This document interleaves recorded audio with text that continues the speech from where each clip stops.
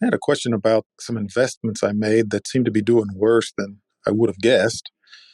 I had a couple $100,000 earmarked for a remodel project that we thought we were going to cancel, and not wanting to sit on that much cash, I put it in the stock market in Vanguard's total stock market index, VTSAX. But it's declined more than the stock market's declined, and I'm not sure why.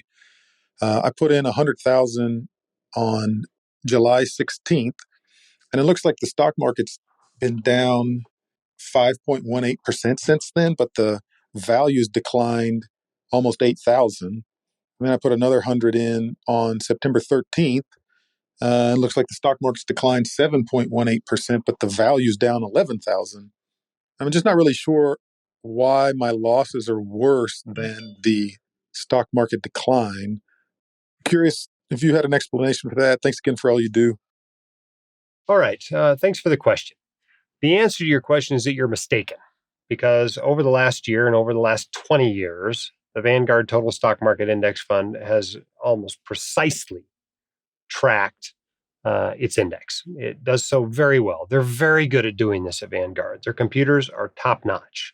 And, if you look at the end of every year for the last, 20, 30 years, whatever, it has essentially tracked the stock market perfectly within 10 basis points.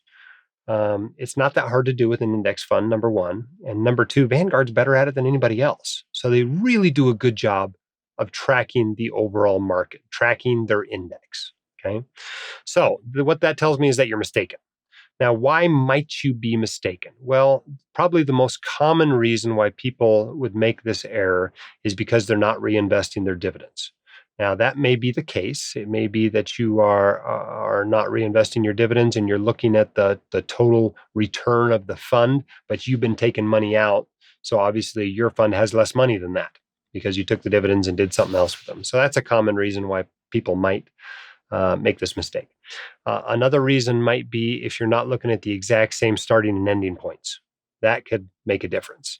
If the index return you're looking at is the end of the month to the end of the month, and you're looking at money you invested mid-month, that'll be a little bit different. If you're buying the ETF version, it doesn't sound like you are, but the ETF version of this fund is VTI, is the ticker symbol, and that fluctuates during the day. So if you buy that at noon, it may not have the same return as the fund that gets bought at 4 p.m. On a really volatile day, that could be 1 or 2% different.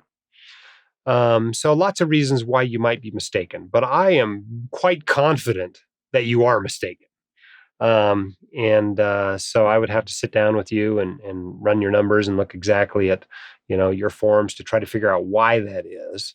But I'm confident that there's a pretty good explanation there. And the explanation is not that Vanguard started sucking at indexing, because they're awfully good at it. So I'm sorry to hear about your losses. The good news, everybody's got lots of losses this year. If you're investing in taxable, make sure you tax loss harvest them. You can probably use those losses to offset up to $3,000 of your ordinary income this year, as well as an unlimited amount of your capital gains that you may have from other investments during the year. It's also a good time to remember that this is not a short-term investment, right? Stocks go up, stocks go down.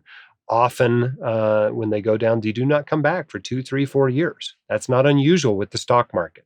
And so money that you piled in 2021 or even early months of 2022, you've got significant losses on. I think this fund's probably, as I record, this fund's probably down 25%. And so many of us that have this as a major holding in our accounts are down a lot of money. I may have lost 7 figures in this fund this year so far, because it's a major holding in my portfolio and it's gone down a lot. And so you got to expect stocks to be volatile. You're not buying them, hopefully, with renovation money you need in a year. You're not buying them with, some money you're going to use to pay off your mortgage in 6 months or something like that. This is money that you don't need for 10, 20, 30, 40 years. That's what you buy stocks with. Same thing with buying real estate. This is not money you need soon. So make sure you're not mistaking this for a short-term savings account. It definitely is not. If you want your questions answered by the White Coat Investor, record your question at whitecoatinvestor.com/YQA or click the link in the description. The hosts of the YQA Investor podcast are not licensed accountants, attorneys, or financial advisors. This podcast is free entertainment and information only. It should not be considered professional or personalized financial advice. You should consult the appropriate professional for specific advice relating to your situation.